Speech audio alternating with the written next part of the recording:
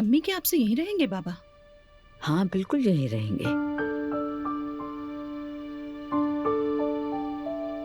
मुस्तफा, तुमने नायला से बात की क्या? बात ही करने की कोशिश कर रहा हूँ।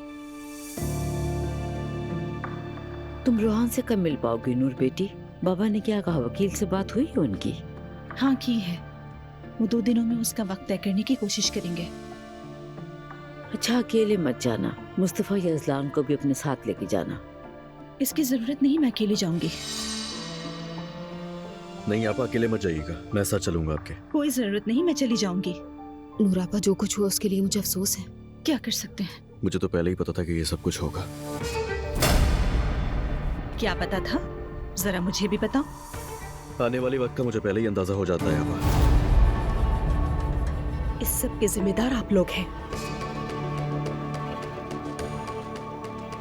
क्या वाकई मैंने क्या किया कि हमने उसके सर पे बंदूक रख के ये सब करवाया उससे? नहीं, तुमने उसे हकीर समझा, उसे दुख दिया।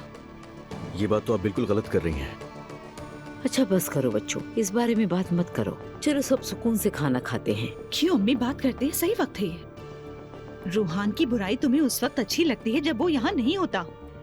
आओ थोड़ी तुम्हारी बात करते हैं। अजलान, तुमने भी तो दुआ को धोखा दिया। और भाई आपने कहा कि बच्चा आपका नहीं है।